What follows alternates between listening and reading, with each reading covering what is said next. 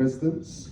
Previously, our over 50s forum members could access the £7.50 concessionary rate plus £11. So that was about £18.50 a year. This was incredibly good value, but it was also subsidised heavily by us and by the leisure provider.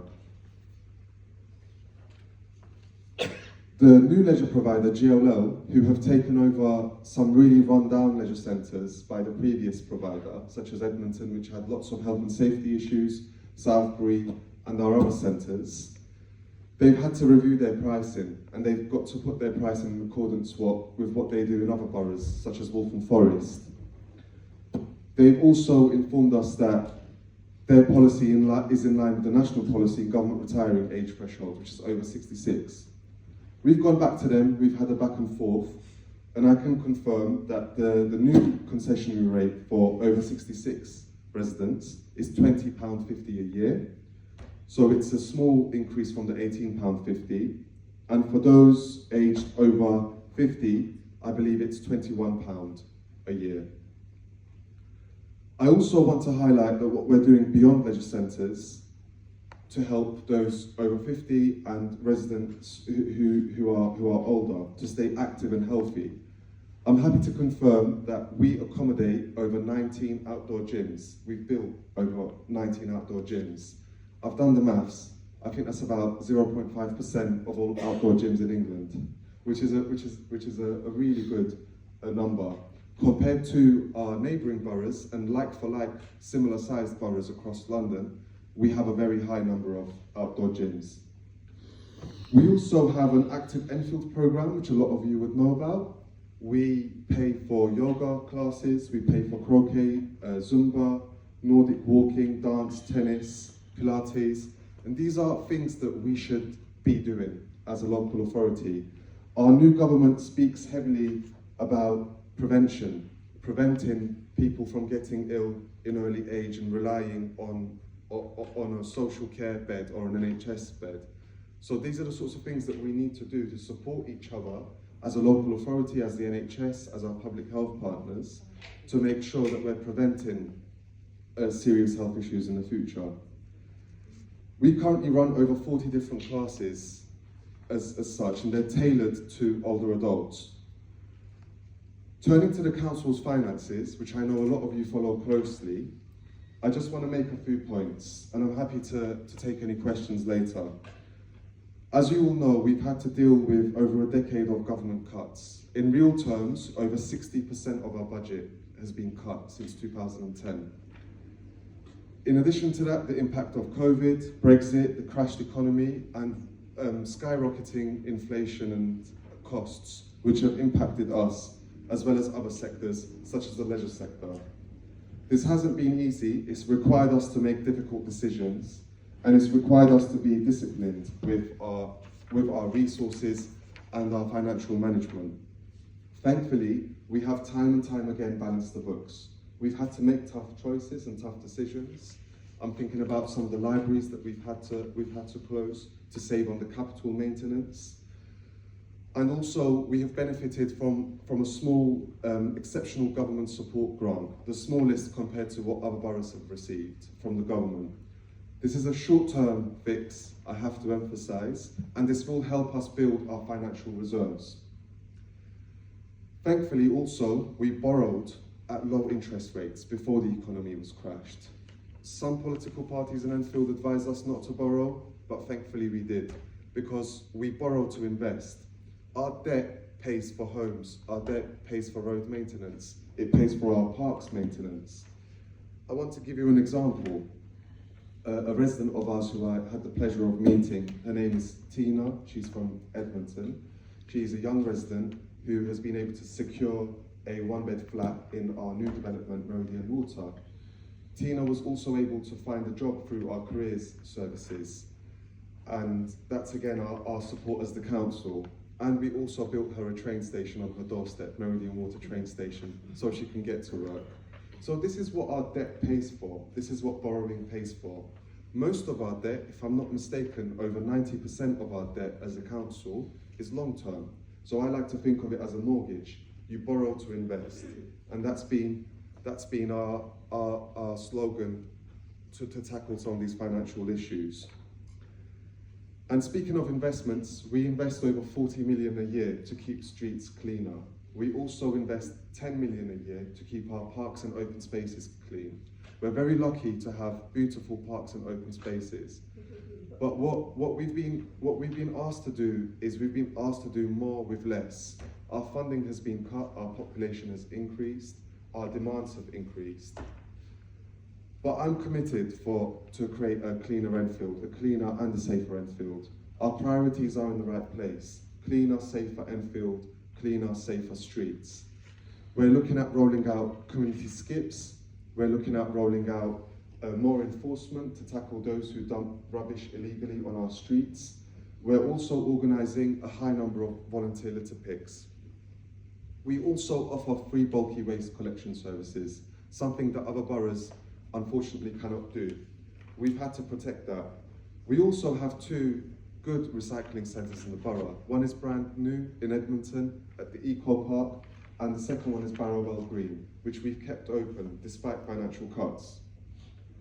I also want to briefly touch on transport and safety issues, 2 priorities I know matter to this forum and to me. We've heard loud and clear that pavement parking is a major issue. I know it's an issue for you and it's an issue for me. I push a pram around when I'm not working here. I've got a 3-year-old and a 9-month-old. When people park on pavements, it impacts me, it impacts my children, and we shouldn't be forced to walk on the road where there's high traffic or cyclists for inconsiderate people who park on our pavements. One of the first questions I asked when I became leader was how many enforcement officers do we have on our roads? I was not happy with the answer. Thankfully, we've now got 16 more enforcement officers. Yesterday, when I had the pleasure of reopening Edmonton Leisure Centre on Edmonton 4th Street, I bumped into 2 of our new enforcement officers. They were eager, they were happy, and they're getting on with the job. Unfortunately, the previous government changed the rule on how we can use pictures to find people. We can't use CCTV pictures anymore to give out fines to those who park on pavements. This was a change in law that happened about 3 years ago. We're lobbying hard with other London boroughs to change that law again, to allow us to use CCTV images to penalise people who park inconsiderately and illegally. Penalty charges have also gone up to the maximum amount to show that we're not messing around and to show that we're serious about this issue. When it comes to Safer Enfield is a priority for me. I'm raising 2 kids in the borough. I've lived in Edmonton my whole life, and I am stubborn about making sure we have a safer Edmonton, most importantly, a safer Enfield, a safer borough. We've installed over 180 CCTV units and about 20 mobile CCTV units since 2022. But I know it's not just about CCTV, it's also about action. We're working with the police, we're working on a very important operation called Operation Pisces. It's a joint operation between the police and the council and our other partners. Over about 7 months, we've arrested over 600 criminals in the Upper Edmonton and Edmonton Green Ward areas. And this is what Pisces has been focused on. When I say criminals, I'm not talking about people who just commit antisocial behaviour here and there, and even that is unacceptable. I'm talking about drug dealers, I'm talking about people who exploit women and people who exploit workers, people who are involved in modern slavery. I'm very happy with the action we've taken, but it's 3 steps. It's clear, hold, build. Clear stage was the arrests we've made and the orders we've put in place to make sure those who don't live in that area, who are committing crime, are not allowed to come back. Hold is the second stage. Hold is where the council comes and works with the police, and we're doing that successfully. Build is the third stage, and that's where we're going to rebuild and regenerate the area, making sure that it's inclusive, it's stronger, and it's fairer. I'm committed to Operation Pisces, and we're very lucky that we've been recognised for the good work we've done as Enfield Council with the police. We've spoken to other London boroughs, and they've asked us for advice on how to tackle some of these serious issues. I won't keep you long, I'm sorry, I really don't want to bore you, and I promise I'm here to listen. I've just got a few more points that I want to touch on. Women's Safety Charter is also very important, and we have delivered this. We're also working very closely with our youth groups and our community voluntary groups, especially a group called NYCC. NYCC, working with us, go around and do weapons amnesties. They speak to the parents, the carers of the kids, who can buy knives on Amazon for less than £5, sold as costumes. And we've also lobbied the government. We're working with our government ministers, the new ministers who are committed to action. They've immediately banned zombie knives, and they've banned knife sales online, which is exactly what we asked for. There's only so much we can do on the ground. If a young person can buy a knife on Amazon for £5, the law has to change and things have to be stricter, and it has to be harder to have access to those sorts of weapons easily. So working with NYCC and working with some celebrities like Idris Elba, who also focuses on tackling knife crime, I believe we're leading the way, and I believe we're a role model for tackling some of these serious youth violence issues. We also continue to fund good youth centres, and we've actually built brand new 5 family hubs. Family hubs provide services from cradle to grave. So if you're a mother who wants to learn about breastfeeding and get a course on it or some support, you can go to our family hubs. There's 5 across the borough. If you're an elderly person who's looking for new activities to be social, you can go to our family hubs. If you're a young person who wants to learn how to be a mechanic, go to our family hub. Or if you want to learn boxing, you go to our family hub. So there's services and activities for everyone and anyone at our family hubs, and I'm so happy that we've been able to deliver that. I finally want to touch on the local plan, which will help us protect our open spaces, improve public access to nature, and most importantly, respond to the housing crisis. The housing crisis has impacted us more severely than I would say other areas.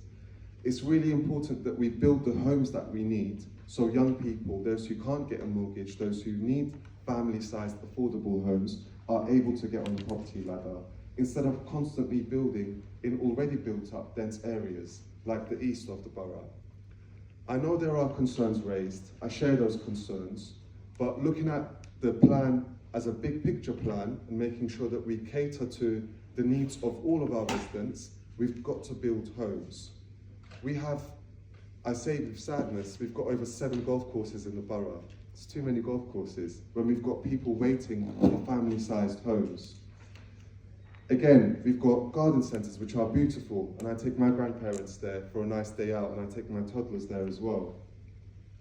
But to have those spaces and not be serious about maybe building some homes on the car parks and the grey belt that exists there would be a mistake.